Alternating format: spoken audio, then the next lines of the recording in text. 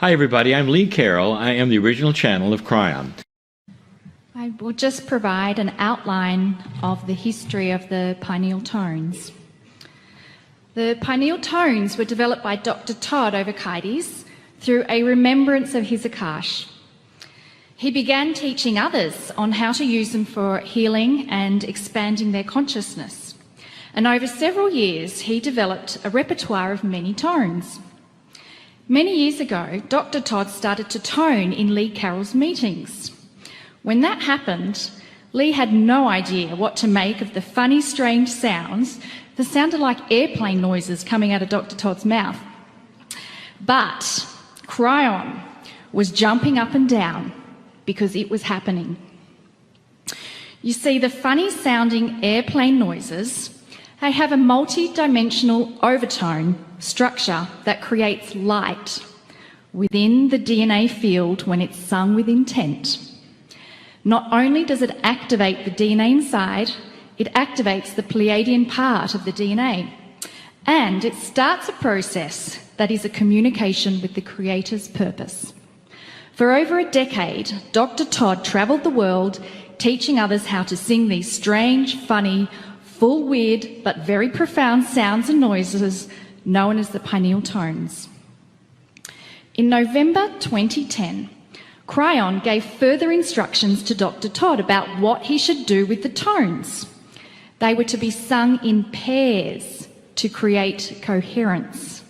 When sung together, the paired tones create a third energy, which becomes a quantum transmitter, which is entangled with the centre of the galaxy. So Dr. Todd's instructions from Kryon were to create a Lemurian choir who was to sing a specific combination of tones in a certain order. He was instructed the choir had to sing in either Hawaii or Mount Shasta on December 21, 2012. So many of you were there for that choir and felt the profound energy of this amazing event. Kryon stated that Dr. Todd's memory of the Lemurian choir sung 26,000 years ago was shockingly accurate. So it was after the Lemurian choir that Kryon began to reveal information about the nodes and the nulls of the planet.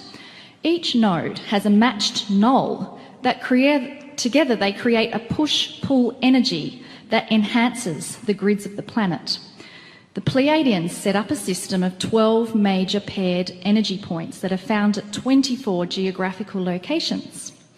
So these 12 energy points have also been referred to as time capsules.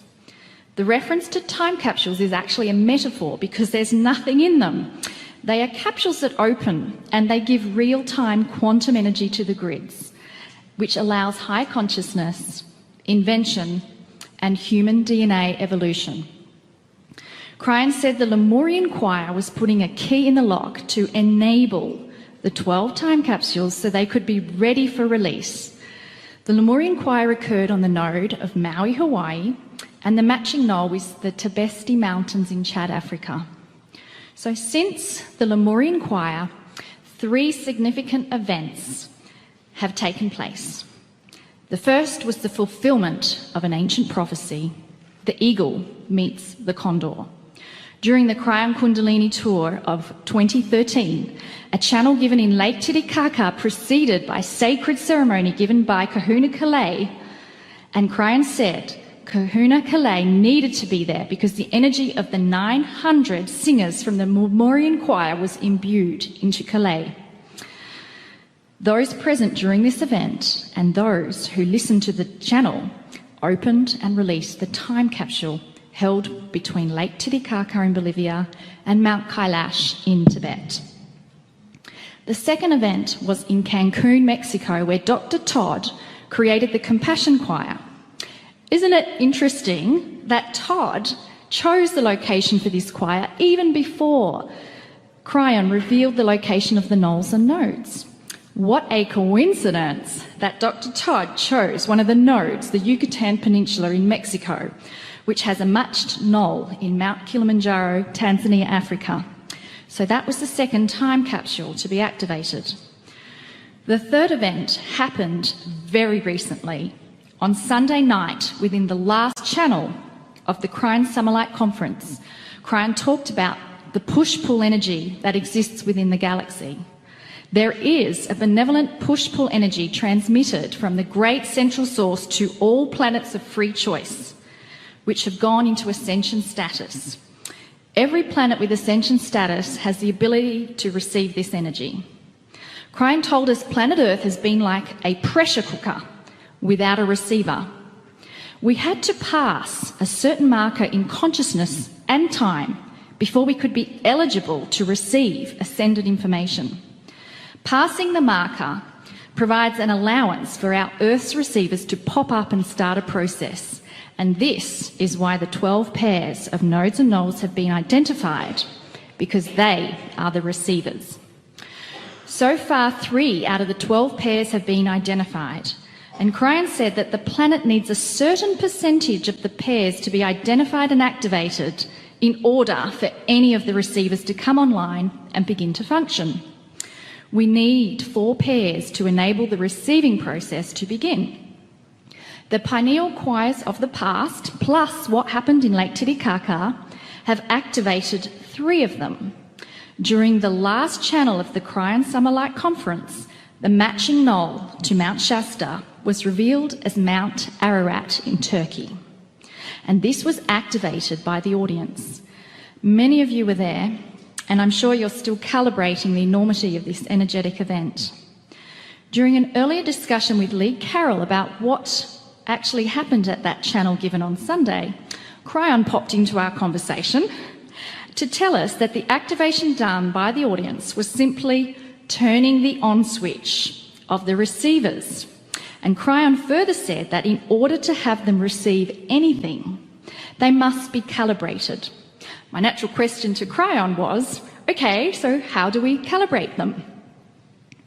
Kryon's answer was, the calibration of the time capsules is done with the choir that you are about to sing, plus the 2 choirs that have already happened. So you have turned the key in the lock, opened the door, and now it is ready for calibration. The significance of all of this is that the 4th pair has been brought online. This enables the entire process to begin for the planet. And with the calibration of the 4th pair, all 4 will be receiving appropriate information from the great central source. More of the pairs will be revealed in the future and calibrated by choirs in the future and other specific events on our planet. So we have graduated. We are on our way to becoming an ascended planet. It may take generations to really see this process evolving, but we now have the ability to fast track to a higher consciousness on Earth, because that is our desire and that is our intent. Welcome to the Celebration Choir. It's time to celebrate.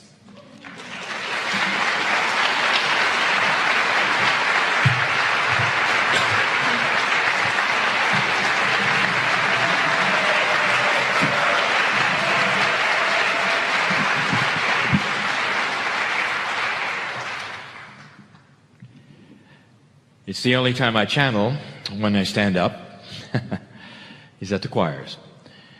And so you will see me occasionally hold on to the microphone so that I don't fall over, which would be inappropriate at any time.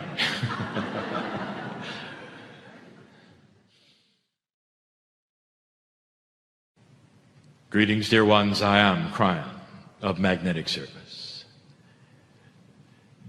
And so here you are again. And the irony and the beauty is basically you have no idea what you're doing. And this is the beauty.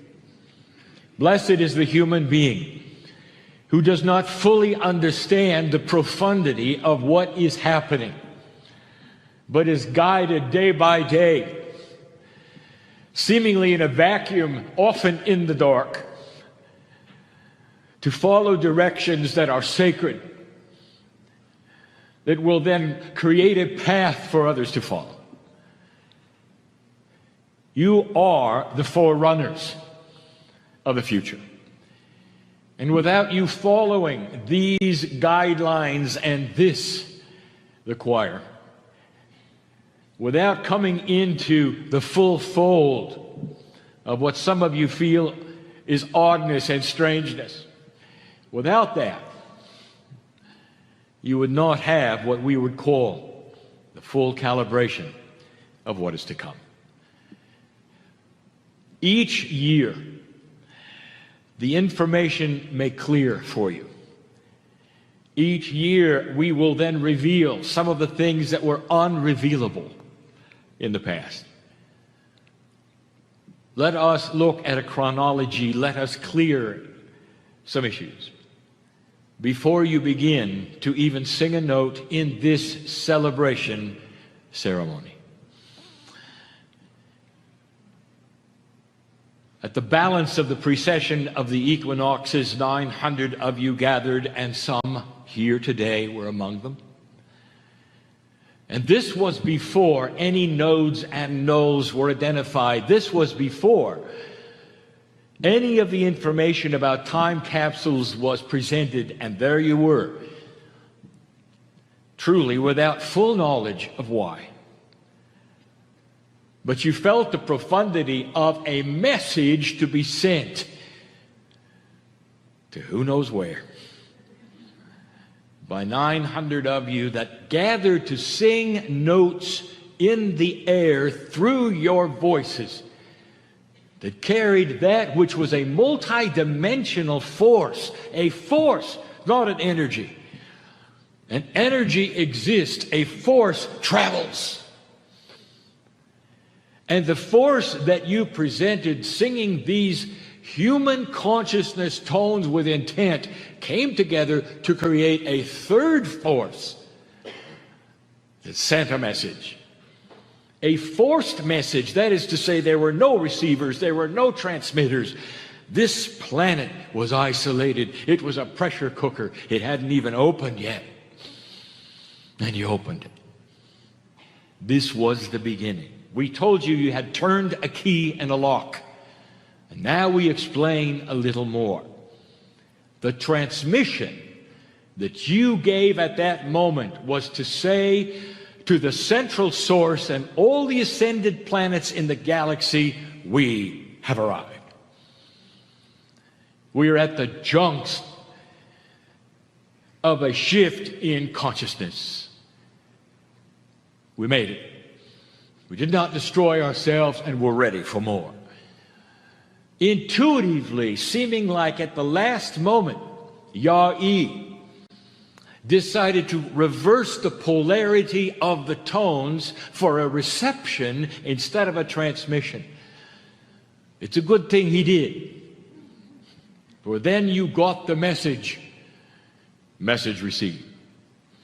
And you felt it, didn't you? You felt it. As simple as this seems, it sets the stage for everything to come. At that moment, without even knowing it, there were at least 1 to 2 sets of receivers we now call the time capsules that were starting to feel the activation to come. And there was what I will call a default activation and calibration of the first set. So, the Lemurian choir sent the message, activated a set of time capsules that it had no idea existed, and calibrated them with a default energy. And that reception was then able to go to Yah-E's consciousness for a higher set of tones that he would never have been able to give without that first set being achieved. Now, there is a vast difference between activating the time capsules and calibrating them, as was just explained. The activations can be done apart from a choir. It can be done in places you don't know about and people you've never heard of. Small groups on the planet in the right place at the right time. Even planetary events can activate a set of time capsules. The activation is like turning on the radio. It's ready to then receive. But like the metaphor of a radio on the planet Earth, you must then turn the dial to find the frequency you will calibrate to the reception that is needed. The reception and the calibration is not known in advance. And that is why Yai is involved to the degree he is. He must remember, he must receive in advance in order then to create the tones that will calibrate for the moment, for the planet, what is needed. You've had 3 choirs. There are 4 now, 4 time capsules identified, and the 4 is the Gaia energy. And the 4 will enable the 12 to then be starting to receive information of calibration so they can also be receivers in the future. 4 had to be calibrated in order for this planet to begin receiving anything. It's the percentage of the 12 needed greater than 30, just like your DNA. And so this is the chronology. The time capsules that exist, the 4, have all now been activated. 1 at Lake Titicaca, 1 with the choir, 1 in Cancun, and 1 is about to be. All of them have been activated and calibrated except the 4th in the shadow of the mountain. You are about ready to do that. Now listen, I just told you that you need 4 to be calibrated before the Earth begins to receive anything. And that means that after this weekend, the planet begins to receive. It had to happen in year 1. This is year 1.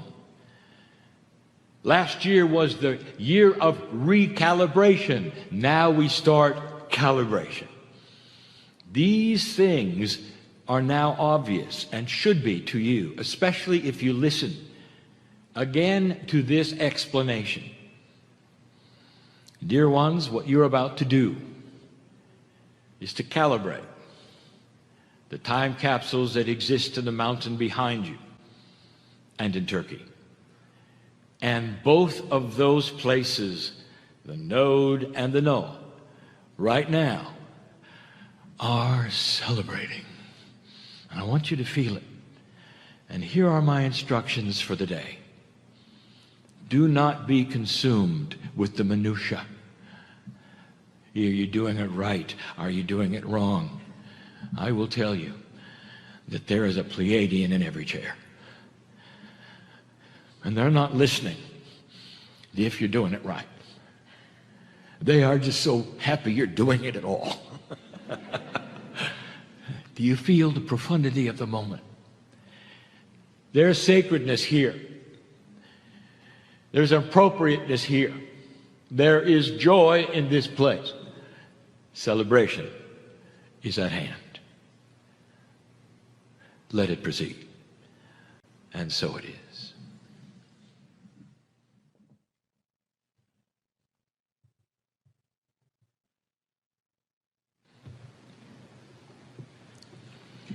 And now we continue. And the continuation is with education. It's time to reveal what Yai is truly remembering. The Pleiadians play a great role in what you're doing now. That statement alone puts you in a category that is different from those perhaps outside the building. Perhaps for the first time, appropriately in year 1, there would be those seeing this that would never have seen it before through the media, which is now being recorded here. And so there would be those who would watch this and wouldn't understand anything. In fact, they would not see what you see. They would not understand what you understand. In fact, they may even pass judgment that it's not for them and never will be. And so we will reveal just a little, perhaps, of the common sense that is here to a Pleiadian and what you're doing. You are connecting this planet to the seed biology, the creation story of the planet, of humanity. And therefore there is an alliance for the first time to begin with communication from that which is the Seven Sisters constellation, from that which is the Pleiadians in the mountain, who are in a quantum state, a time capsule that has no time. A difficult concept indeed. One in a quantum state who has no time is not one who does not understand time, it is one who simply has none.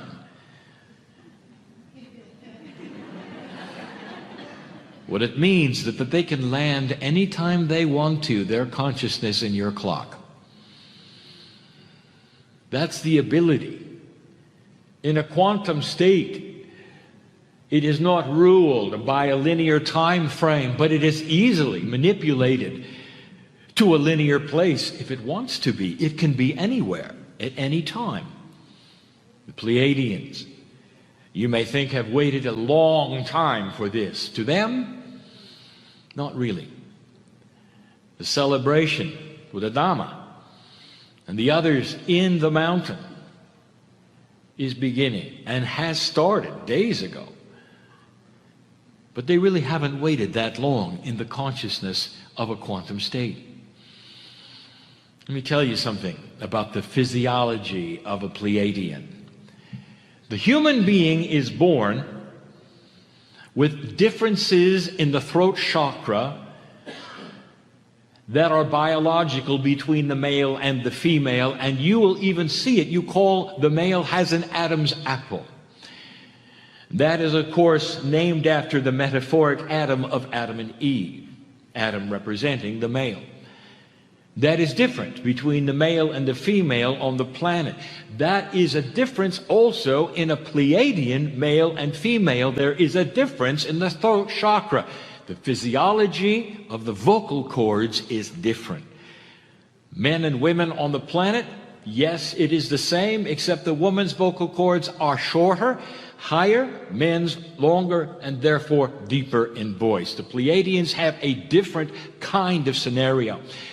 The female has a muscle in the vocal cord, much like on a guitar string, a human would put their finger on the string to make it higher or lower.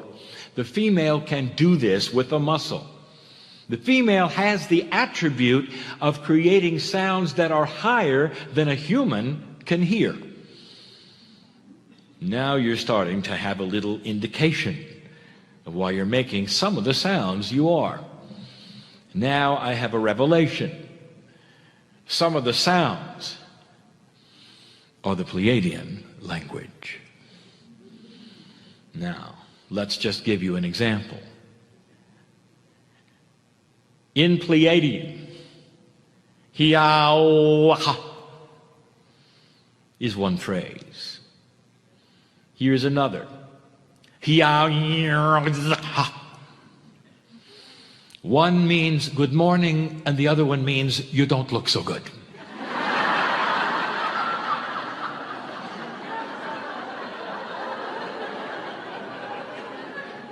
It's subtle, isn't it? Did you notice the that's Pleiadian? The tones are not simply sacred sounds that you are putting together to create other energies. They are Pleiadian greetings, dear ones. You are singing to them in their language. What do you think? What do you think?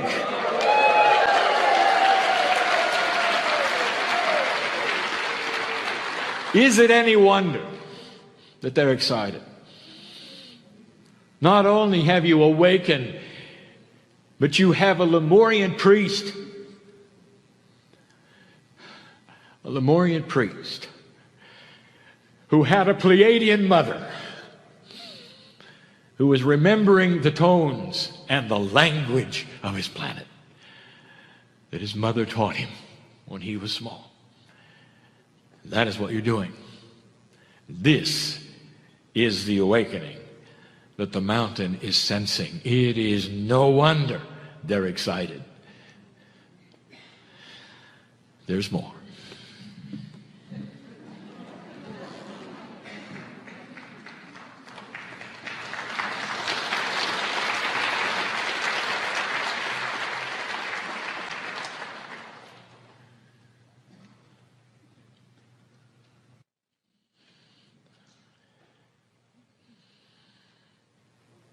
And it continues. So much beautiful information to impart to you.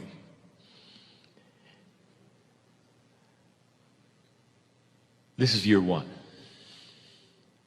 And we keep saying that because there is already a model that has been set many times in this galaxy of what takes place within a planet that has been seeded by another, allowed with free choice to get to a place or not where it would wake up to its own consciousness and decide to change.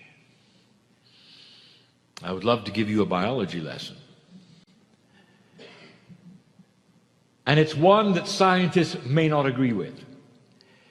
And yet there are things they cannot deny that they see. And they search for answers that are not there. You don't have human DNA. Ever since DNA was identified and chromosomes could be looked at closely, there was the awareness of the fusion of chromosome 2. Fused with chromosome 3, some say, gave humanity a completely different set of chromosomes than the common ones of other mammals, especially those who look like you would be apes. You have 23 pair instead of the common 24. And if you stopped right there and looked at that in an esoteric fashion, and we invite you to, there is numerology everywhere. For chromosomes 2 and 3 would equal a 5, giving you 23 pairs, which equals a 5, and 5 means change. It's an invitation to change your DNA. Not chemically. For DNA, chemically, is complete.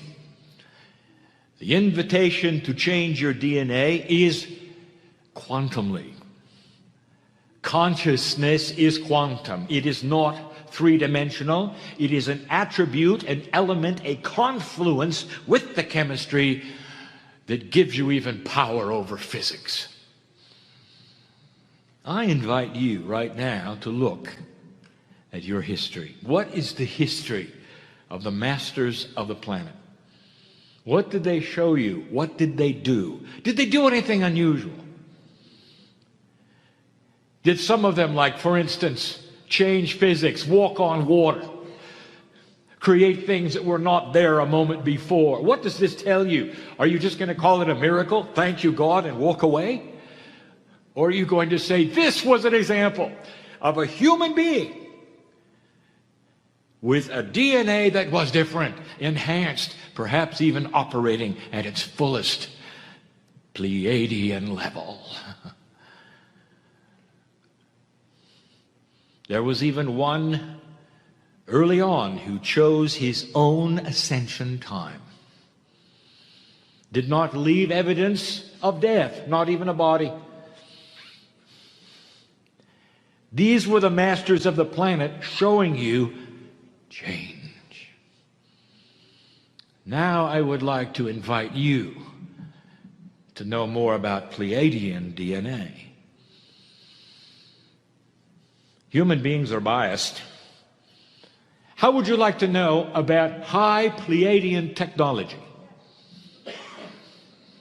You, human being, are looking for devices, aren't you? You've got to have a outside of consciousness, device-driven technology married with what you do corporeally in order to give you high technology. What if I told you the Pleiadians never did that? First of all, you should know this. The Pleiadian civilization is 10 times longer than yours. Now that varies depending upon which Pleiadian planet you're talking about, and there were 3, for they had 9 stars. And if I told you what it was, you wouldn't understand. Culturally, humanity is far different than other planets. Even cultures within humanity are different. You have what is called human nature. The Pleiadians did not go that route. They did not go down the technology route with devices and things. They went right to consciousness. An elevated consciousness will turn in on itself and marry with physics. It will not go out of itself and create a device. It will create its own technology within itself. There have been critics who would say that Lemurians, no matter how high their mountain was, could never have super cold technology. They could not have had a temple of rejuvenation because they didn't have the equipment. That is a human bias, you see. You're device-driven, aren't you? The Pleiadians didn't need it. What did the masters of the planet show you again? What was their device when they created something out of nothing? What was their device that they used to walk on water? What was the device used to ascend at the right moment? The device was consciousness. It was built in. It was elevated consciousness that understood and could manipulate physics. The Pleiadians, I've said this before, if you see ships in the mountain, they're illusions created for you because that's what you want to see. They don't need it. Pleiadian consciousness controls physics. They entangle themselves with whatever it is they need to. They can be here or anywhere and be several places at the same time. Physicists, you know what I'm talking about. It is so different from you. Now let me tell you the rest of the story.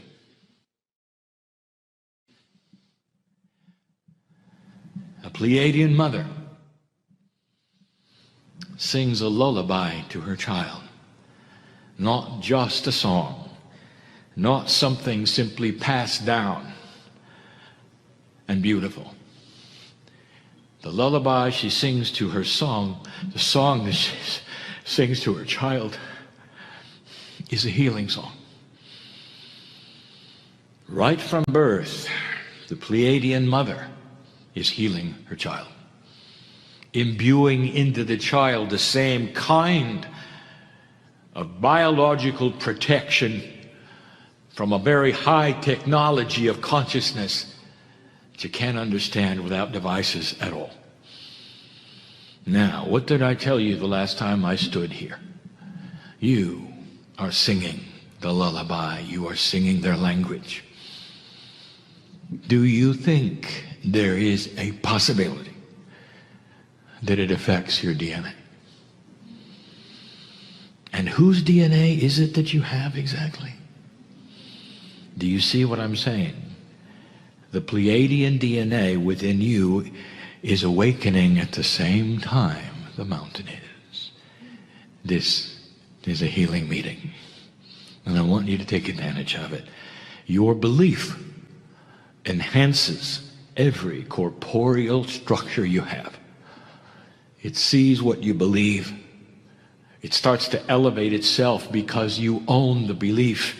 It starts to build bridges in its own consciousness, its own cellular structure that will keep disease away and healing that which is there. Do I have to tell you how many people are in here? Shall I identify them who've come for healing? There's a lot of you. And so I'm just going to tell you, you are in the right place at the right time. It's not just tones. Think for a moment of your ancestors, the ancients. Think even perhaps of your seed biology, singing you the lullaby to heal your body, to live longer. I want you to leave this place differently than you came. And for today, I say, so it is.